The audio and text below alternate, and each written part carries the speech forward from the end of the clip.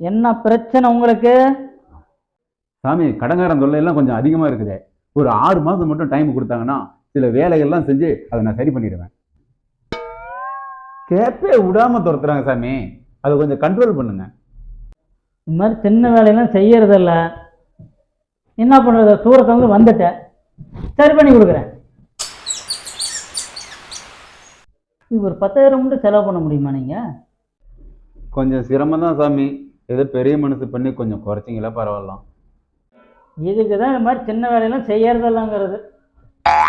கோச்சிக்காதீங்க சாமி. இது தேவையான பொருளாக வாங்கின போக மீதி எனக்கு 1000 மிஞ்சுமாங்கிறது சந்தேகமாகுது. சரி ஓகே சாமி, 10,000 கொடுத்துட்றேன். என்ன இந்த பிரச்சனையிலேருந்து காப்பாற்றினா போதும் சாமி. அதெல்லாம் கேரண்டி. உனக்கு கடன் கொடுத்து ஒன்றை கண்டா ஒடிஞ்சுக்குவோம். நிஜமாலுமா சாமி? நிஜமாலும் தான். அதுக்கு நான் முன்னாடியே போய் நிற்காத. இல்லை சாமி, நான் கொஞ்சம் ஒதுங்கியே இருந்துக்கிறேன். உன்னை தொந்தரவு பண்ணுறவங்க அத்தனை பேர் நோட்டில் எழுதி கொடுத்துட்டு வீட்டுக்கு போனோன்னே எனக்கு பணம் அனுப்பிச்சி விட்ருங்க. சரிங்க சாமி. இவங்க தான் சாமி, கொஞ்சம் பார்த்து பண்ணி விடுங்க சாமி. அதெல்லாம் நான் பார்த்துக்கிறேன். அமௌண்ட்டை மட்டும் மறந்துடாதீங்க. வீட்டுக்கு போனோன்னு அனுப்பிச்சிடுங்க சாமி. Okay okay. ஏங்க, நீங்கள் சொன்ன மாதிரி அவருக்கு பண்ணி கொடுத்துருவீங்களா? பண்ணாதுனாங்க, தொழிலே நம்மளுக்கு அதுதானே.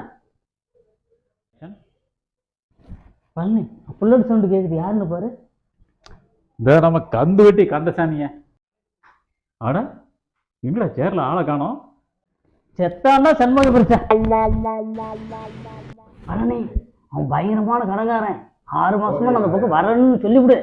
இவரே கடங்காரனை கண்டு ஓடி ஒளிகிறாரு. அவர் பிரச்சனையை எப்படி தீர்ப்பாரு? 10,000 போச்சு.